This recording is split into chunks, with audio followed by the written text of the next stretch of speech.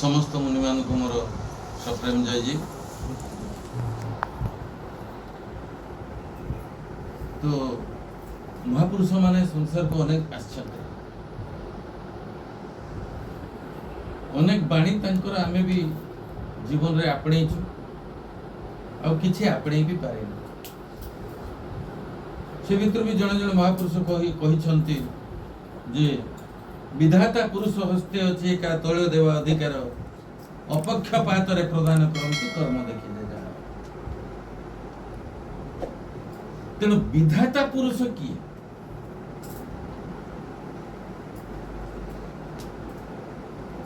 जी अदृश्य रे समस्त क्रिया को संपादन करंती किंतु मु जहा को दृश्यमान देखे ता भितर से न तांको द्वारा सब हुए किंतु से किसी करते नहीं। तो ସେଇଟା कौन तेणु अनेक महापुरुषंकर ये उक्ति को आ योग साधना रे व्रती है गुरुंकर जो नारा जय जीव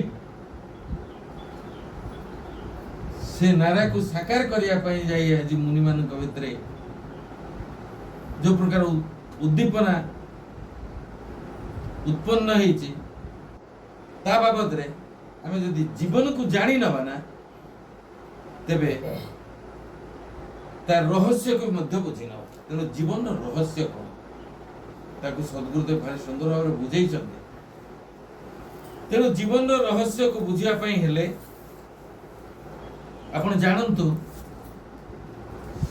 अदृश्य शक्ति और दृश्य शक्ति दि प्रकार अछि।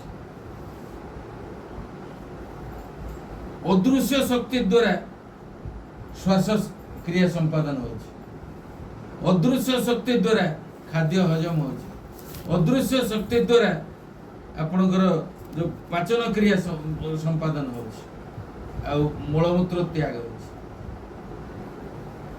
आउ दीटा कथा अदृश्य शक्ति द्वारा अछि सेरा कोन गोटे होछि जन्म आ गोटे होछि मृत्यु। तेणु संसार जदि कहीं अस्तित्व थाए आपण मान चेतना भितर तेबे से तीनोटी पृष्ठा आपण को देई छथि, मात्र 3 पृष्ठार बही से आपण को देई छथि। प्रथम पृष्ठा बही से लिखि दिए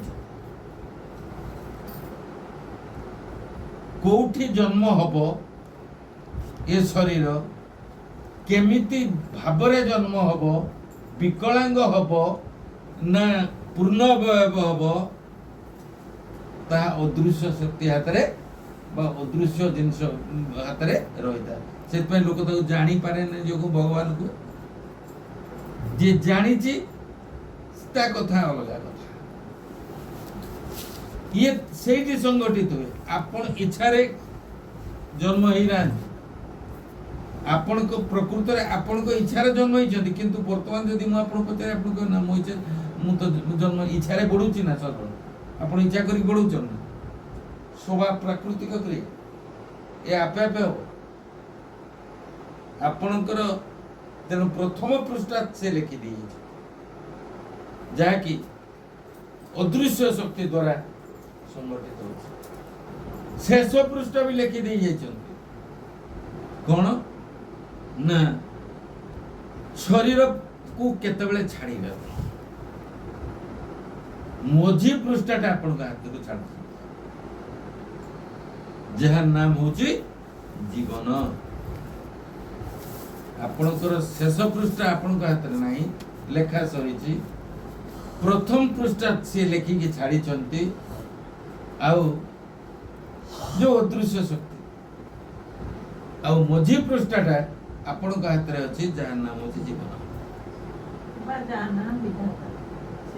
जहाँ नाम विधाता बोली कहते जहाँ भी कहते। तेणु जड़े साधारण लोक जड़े सन्थ बा मुनि को पचारे आज्ञा जीवन रहस्य कौन ସେଇଠୁ ସେ ସନ୍ଥ ତାଙ୍କୁ ଗୋଟେ ଚକଚକ ଦେଖାଉଥିବା ମୂଲ୍ୟବାନ ପଥର ମାନେ ଗୋଟେ ପଥରଟେ ଦେଲେ, କହିଲେ ଜୀବନର ମୂଲ୍ୟକୁ ମୁଁ ବୁଝେଇବା ପୂର୍ବରୁ ତୁ ଏ ପଥରଟା ନେଇଯା, କାହାରିକି ବିକିବୁନି, ଜଣ ଜଣ କରିକି ଦେଖେଇବୁ ଆଉ ମୂଲ୍ୟାଙ୍କନ କରିକି ଆସିବୁ। ଆଉ ସେ ପଥରକୁ ନେଇକି ସର୍ବପ୍ରଥମ ଗୋଟେ ପରିବା ବାଲା ପାଖରେ ପହଞ୍ଚିଗଲେ। ଆଉ ସେ ପରିବା ବାଲା ପାଖରେ ପହଞ୍ଚି ଯିବା ପରେ ଯେତେବେଳେ ପରିବା ବାଲାକୁ ଦେଖେଇଲେ, କହିଲେ ଭଲ ତ ଦେଖାଯାଉଛି, ତୁ ଗୋଟେ କାମ କର, ପଥରଟା ମତେ ଦେଇଯା, 10 କିଲୋ ଆଳୁ ନେଇଯା। କହିଲେ ନାଇଁ ନାଇଁ, ପଥର ମୁଁ ଆପଣଙ୍କୁ ଦେବିନି, କାରଣ ସେ ମହାପୁରୁଷ ମତେ ମନା କରିଛନ୍ତି, ସେ ଯୋଉ ସନ୍ଥ ମତେ ମନା କରିଛନ୍ତି, କେବଳ ମୂଲ୍ୟାଙ୍କନ କଲେ। ଦ୍ୱିତୀୟରେ ସେ ଯାଇକିରି ପହଞ୍ଚିଗଲେ ଯେ ଜଣେ ଏ ଯୋଉ ବ୍ୟବସାୟୀ ପାଖରେ, ଯୋଉଟାକି ଆପଣଙ୍କର ଇଏ ବ୍ୟବସାୟୀ ଗ୍ରୋସରୀ। ସିଏ ଯେତେବେଳେ ଦେଖିଦେଲେ ଭଲ ଲାଗିଲା ତାଙ୍କୁ ଜିନିଷଟା, କହିଲେ ଗୋଟେ କାମ କର, 2 ବସ୍ତା ଡାଲି ନେଇଯା ପଥରଟା ଦେଇ। ସେଠୁ କହିଲେ ନା ନା, ପଥର ଦେବିନି, ଖାଲି ମୂଲ୍ୟାଙ୍କନ କରୁଛି। ତୃତୀୟରେ ପହଞ୍ଚିଲେ ଜଣେ ଗହଣା ବ୍ୟବସାୟୀ, ସେ ଯେତେବେଳେ ଦେଖିଦେଇଛି, ସେ ଜାଣିପାରିନି ଏଇଟା କଣ, କିନ୍ତୁ ସେ ଜାଣିଛି ଯେ ଏଇଟା ନିହାତି ଗୋଟେ ମୂଲ୍ୟବାନ ଜିନିଷ। ସେ କହିଲେ 2 କେଜି ରୂପା ତତେ ଦେବି, ଏଇଟା ଦେଇଯା। କହିଲା ନା ମୁଁ ଦବା ପାଇଁ ଆଣେ, ମୂଲ୍ୟାଙ୍କନ କରିବା। ତାପରେ ଯେତେବେଳେ ଗୋଟେ ତା ସାଇଡରେ ଥିଲା ସୁନା ବେପାରୀ ପାଖରେ ପହଞ୍ଚିଲେ, ସିଏ ବି ତାକୁ ଦେଖିକିରି ଜାଣିନେଲେ, କିନ୍ତୁ ପ୍ରକୃତରେ ଜାଣିପାରୁନାହାନ୍ତି। ତ ବେପାର କରିବା ଲୋକ ନା, ଜହୁରୀ ସିନା ଲାଗିବ, ତ ସେ କହିଲେ ମୁଁ କେଜିଏ ସୁନା ଦେବି। ଶେଷରେ ଜହୁରୀ ପାଖରେ ପହଞ୍ଚିଲେ। ଯେତେବେଳେ ଜହୁରୀ ପାଖରେ ପହଞ୍ଚିଲେ, ସେ ପଥରକୁ ଦେଖି ଦେଇକିରି ସେ ପଥର ଚାରିପଟେ ସେ ବୁଲିଲେ, ବୁଲିକିରି ପ୍ରଣାମ କଲେ। କହିଲେ ବାପା, ଏ ପଥର ତତେ କିଏ ଦେଲା? ନା ଯିଏ ବି ଦବ ଦିଅନ୍ତୁ, ଆପଣ ୟାର ମୂଲ୍ୟାଙ୍କନ କରନ୍ତୁ। ହାତ ଯୋଡ଼ିଦେଲେ, କହିଲେ ଦେଖେ, ଯୋଉ ଏ ଯୋଉ ଗାଁରେ ଆମେ ଅଛୁ, ସେ ଗାଁ ଯଦି ବିକ୍ରି ହେଇଯାଏ, ଏ ପଥର ମୂଲ୍ୟକୁ ସେ ସୁଝିପାରିବ। ଯାହାର ମୂଲ୍ୟ ନାହିଁ, ଅମୂଲ୍ୟ ଯିଏ, ତାର ମୂଲ୍ୟାଙ୍କନ କିଏ କରିବ? ତୁ ଆଣିଛୁ କାହା ପାଖରୁ କହ? ନା ମୁଁ ଗୋଟେ ସନ୍ଥଙ୍କ ପାଖରୁ ଆଣିଛି। ବିକିବା ପାଇଁ ଆଣିଛୁ କି ମୁଁ କିଣିବିନି? ୟାକୁ ଯଦି କିଣିବି ତେବେ ମୁଁ ଆଉ ବଞ୍ଚିବିନି। କାରଣ ନା, ଯାହାର ମୂଲ୍ୟ ନାହିଁ, ଅମୂଲ୍ୟ, ତାକୁ ଯେତେବେଳେ ମୋ ପାଖରେ ରଖିବି, ସମସ୍ତଙ୍କର ମାନେ ଚକ୍ଷୁଷଳ ହେବେ।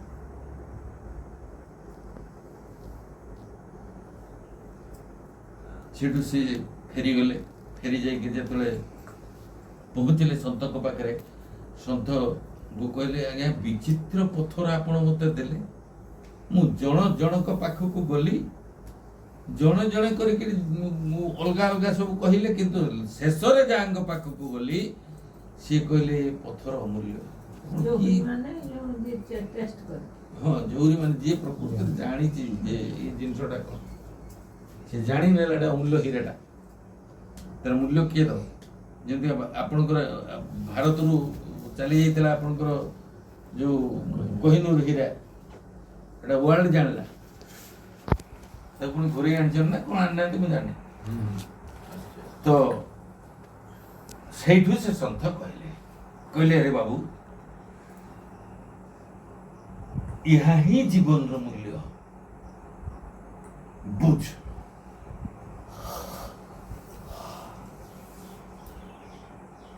ଜଣେ जीवन को जदि तलपटू देखिब तेबे कौन हम से तल मनीष हो आउ जीवन को जदि जड़े ऊर्ध्वरे देखिब ऊपर पटरे देखिब बा आगु को चाहिब से ऊपर को उठी केमिति ना जे आपणकर जेमिति तू जनक पाखक नहीं गलु प्रकृत रे ए जिनिसर मूल्य जहा ता पाखरे जेतिकी ज्ञान थिला सेही अनुसार दर कला आउ जी प्रकृत से जिनिस को चिन्ही थिला ता पाखरे दर हैला ना मूल्य किछि रहिलानी अमूल्य हो गला बहुमूल्यवान हो गला तेणु एठु बुझ जीवन रहस्य तेणु तू तो जीवन को के प्रकार गति करैबा को चाहू साधारण जीवन ना असाधारण जीवन सेटा तो हाथ रे अछि तू जेमिति चाहिबो सेमिति हो नहले जदि निजको फांकीबा को चेष्टा करू तेबे ठकेबा को चेष्टा करू तेणु मनीष अन्य को ठकेबारे जेते विपद न थाए निजको ठकेबारे बहु विपदर सम्मुखीन तेणु से बुझे देले जे प्रकृत रे ये जो यह पथर मूल्यांकन नुहे यह होची प्रत्येक मनीषर जीवनर मूल्यांकन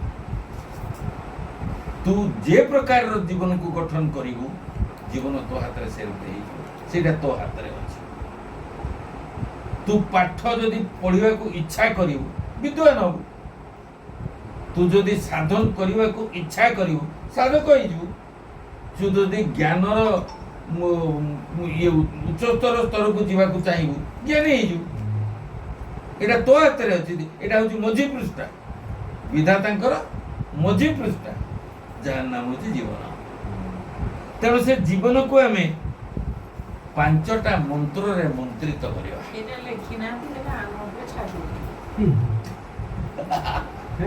पांचटी मंत्र रे मंत्रित करवा केमिति के जीवन को पांचटी मंत्र रे मंत्रित करवा पांचटी मंत्र से पांचटी मंत्र कौन एक नंबर मंत्र भल भाव ध्यान से शुणु जीवन को प्रसाद बोली भावंतु विषाद नहीं जदि आम जीवन को विषाद युक्त करवा ताले जो विधाता प्रसाद अच्छी से प्रसाद हमको मिले उदाहरण स्वरूप देखो आजिकल छोट पिला माने गुरुजन मान कथा को मानु ना आजिकल बहु माने सासु ससुर कथा को मानु ना किछि बहु अच्छी मानुष पदवा क्वचित मानु तेणु से माने जेतिकी ए अवस्था रे पकाउछंती से माने निजे विषादग्रस्त होवा सहित परिवार को विषादग्रस्त करूछंती सेठी प्रसाद बोली किछि रहउनी उदाहरण स्वरूप यदि के माँ माने था बा झियो माने था गोटे छोट उदाहरण देबी आपण धरतु जाउछंती मेडिकल रे आपणकर के जणे पड़िछि ताकू देखिबा को जाउछंती आपण गाड़ी स्पीड रे नै करी जाउछंती हम्प्स को भी पाड़ी जाउछंती अन्य मान को काटी के पड़ी जाउछंती जाऊ जाऊ बाटे रे आपण भाबुछंती शीघ्र मु पहुंचीबी ठीक सामना रे के ट्रैफिक रो नालिया लो जड़ पिला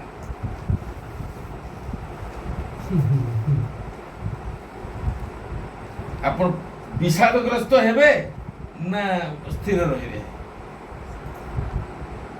आपण को भितरे कोन सेतोले आसीबो को अवस्था आसीबो अस्थिरता आसीबो विषाद हे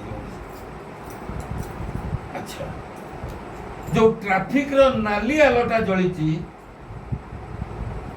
आपण को जीवन को बचेबा पई जळिची ना आपण जहा कहउछ नाली आलो को न मानी के पळेबे जीवन रहइबो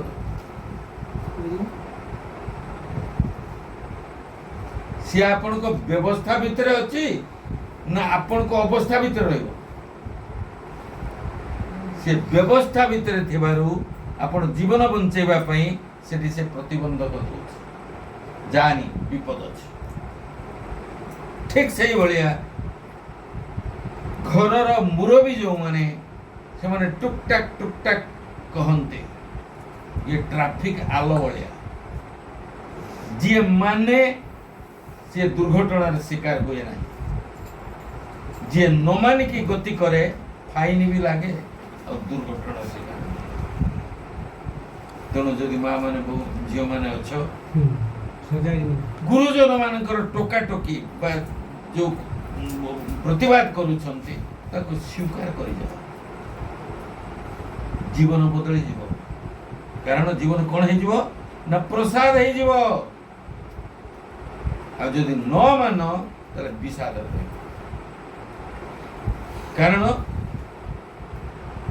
अनुभव आसे आपणकर अभिज्ञता कि नहीं कौन आसे अभिज्ञता आसे तमे संसार को केते दिन देखिछ से माने संसार को केते दिन देखिछ तमर विचार करिवार शक्ति जेतिकी सेमानकर विचार करिवार शक्ति अधिक सेति पई सेमानक कथा को स्वीकार करि जा स्वीकार करि गेला माने कोन हबो ना तमे जीवन को प्रसाद रे परिणत कर दो अब विषादग्रस्त हे के रहबा नहीं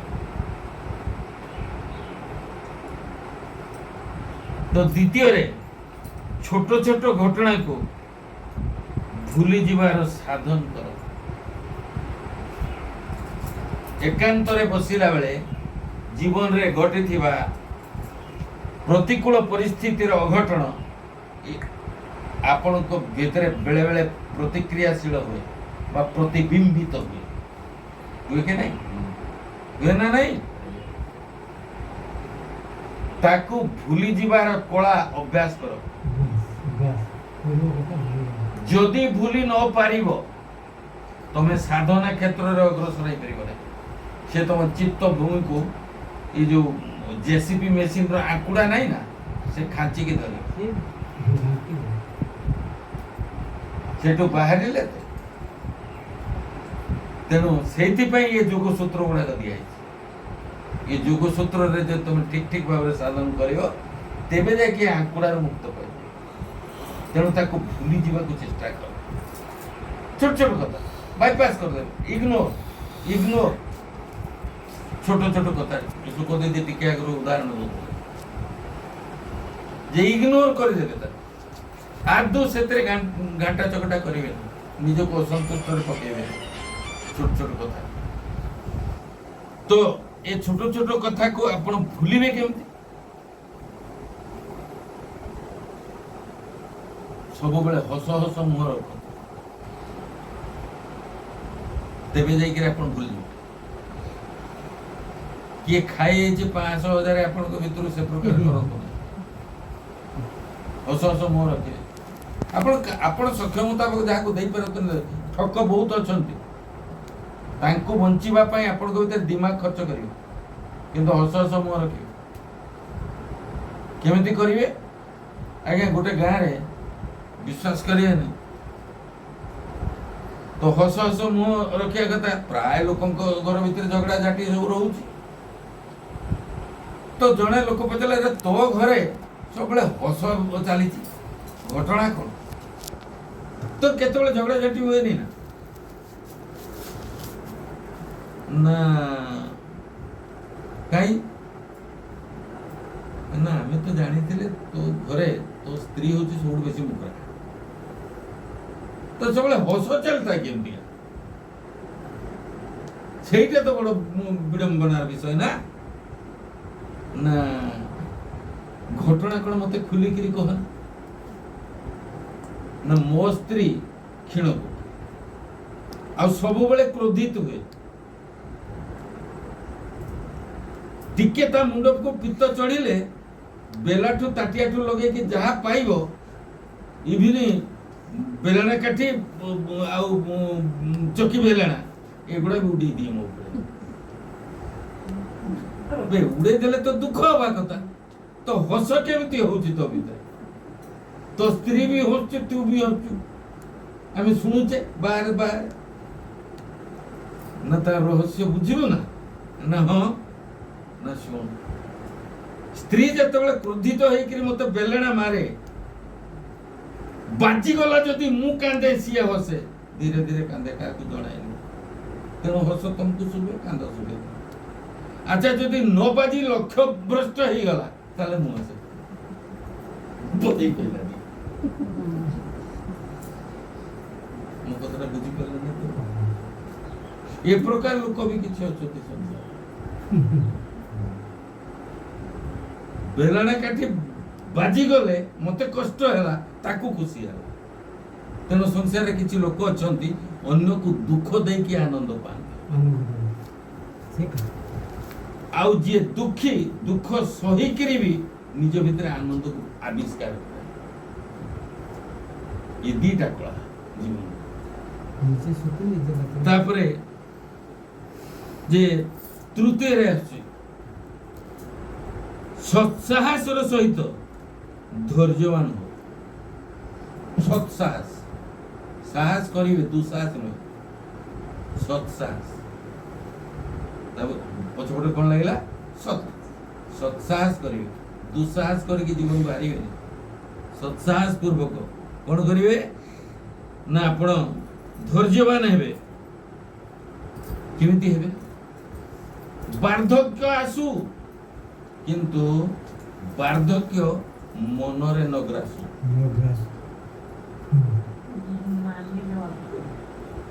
वार्धक्य शरीर को आइछि मो मन को जेमति ग्रास न करे। कारण मन एव मनुष्याण कारण बंधवक्य एई मन जाको प्रसन्न होइबो देवसे अभय बर एई मन जाको प्रसन्न न हेबो करूथिबो नरकार। तेणु मन जदि आपणकर बुढ़ा हेई गला तबे शरीरटा को अकामी करदब। आ मन जदि चलचंचल अछि शरीरर जो प्राकृतिक क्रिया को देखुची ताल आउ किछि दिन तिष्टि जीवन निरोग रे रहइबो। सेति पय कहआ जाय जेहेतु आपण माने जोग करूचंती सेति पय न तस्य रोग न जरा न मृत्यु न भय अथः योगाग्निमय शरीर प्राप्तस्य योगाग्निमय शरीर। तेणु मन माने आपणकर प्राकृतिक क्रिया अनुसार शरीर को वार्धक्य प्राप्त हो किंतु मन बुढ़ा न हो। तेणु से निज भितरे जो आलस्यपण को संपूर्ण भाव में नष्ट कर दिए ता नले मन आपणकर कब्जा रे रह। तेणु जेते जहाँ भी हो शरीर पारुची माने करी जा करी चली जा। आ जदि निजको आलस्य रे बसीभूत कर देबे तेबे कोन हो ना मन बुढ़ा हो जाए। शरीर बुढ़ा पछरे हो मन बुढ़ा हो जाए। तेणु सेति पे जे की कहिबी दुख हे जन नायक शरीर ये दुख रे कहउती जणे भक्त शरीर मो हैला बुढ़ा दुई गोड़े मुई बाट चलुथिले तीन गोड़े हेले छेड़ा। जेतेबेले जोटा आसीबो ताको स्वीकार करो। जदि अस्वीकार करिवे तेबे आपण आपनक जीवन रे दुखी हे जेबे। जदि स्वीकार करिवे ताले आपनको बुद्धिगर कोला रहबो। जदि अस्वीकार हबो ताले आपनको भितरे कोन आसीबो ना असहिष्णु भाव आसीबो। असहिष्णु भाव आसीला माने आपण बुद्धि घर खाली करिया तेनो असुविधा रह। अच्छा ये चतुर्थ रे होची जदि दुर्बलता को मानी नेबे तेबे हारि जेबे। बोलवार मन रख आपनक भितरे दुर्बलता अछि ताकू जदि स्वीकार करि नेबे से दुर्बलता आपन ऊपर हाबी କ'ଣ କରିବେ ଆପଣ ନା ଦୁର୍ବଳତାକୁ ଦୂରେଇ ଦେବା ପାଇଁ ଜୀବନକୁ ଜିତିବାର ସତ୍ସାହସ ରଖିବେ। ତେବେ ଦୁର୍ବଳତା पे ଦୂରେଇ ମନକୁ ସବଳ କରିବାକୁ ପଡେ। ସେଥିପାଇଁ ସୁଭାଷ ମୁନି ଲେଖିଥିଲେ ଦୁର୍ବଳ ହୁଅ ନାହିଁ ମନ ରହତୁ ହି ଝଞ୍ଝାଭାତ ମିଳେ।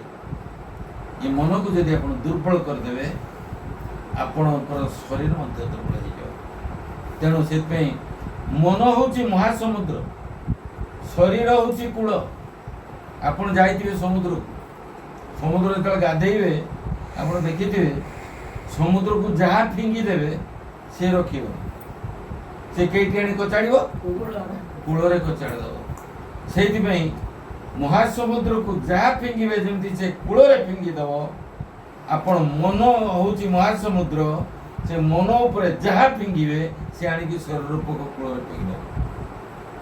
ସେଇଥିପାଇଁ ତ ସୁଭାଷିତା ରୋଗ ଶୋକ ପରିତାପ ବନ୍ଧନ ବ୍ୟସନା ନିଚ ଆତ୍ମ ଅପରାଧ ବୃକ୍ଷାଣାଂ ଫଳାନ୍ୱିତାନି ଦେଇନାମ। ତେଣୁ ଆପଣ ଯେ ତା କ'ଣ କରିବେ ନା ଏ ଦୁର୍ବଳତାକୁ ଦୂରେଇବା ପାଇଁ ହେଲେ ଆପଣ ଦୈନନ୍ଦିନ ନିଜର ସାଧନା ଦ୍ୱାରା ଆପଣ ସ୍ୱରୂପରେ ନିଜକୁ କିଛି ସମୟ ରକ୍ଷା ସ୍ୱରୂପସ୍ଥ ହେବେ, ତେବେ ଆପଣଙ୍କ ଭିତରେ ଥିବା ଦୁର୍ବଳତା ଗୁଡ଼ା ଧୀରେ ଧୀରେ ଦୂରେଇ ଯିବ। 5ରେ ହସି ହସି ଜୀବନକୁ ଅନୁଭବ କର। ହସି ହସି, କାରଣ ଗାಢ ନିଦରେ ଶୋଇଲା ବେଳେ ଆପଣ ଆଉ ଜୀବନକୁ ଜାଣି ପାରୁନାହାନ୍ତି। ସ୍ୱପ୍ନରେ ଥିଲାବେଳେ ଭାବୁଛନ୍ତି ଯେ ଏଇଟା ସତ, ଜାଗ୍ରତ ମିଥ୍ୟା। ଯେତେବେଳେ ଜାଗ୍ରତକୁ ଚାଲି ଆସୁଛନ୍ତି ଭାବୁଛନ୍ତି ସ୍ୱପ୍ନଟା ମିଥ୍ୟା। କିନ୍ତୁ କୌଣସି ଦିନେ ଆପଣ ସ୍ୱପ୍ନ ଦେଖିବା ସମୟରେ ବା ପ୍ରତିଭାସିତ ହେଉଥିବା ସମୟରେ ଏ ଜାଗ୍ରତକୁ ମିଥ୍ୟା ବୋଲି ଜ୍ଞାନ ହେଉଛି କି?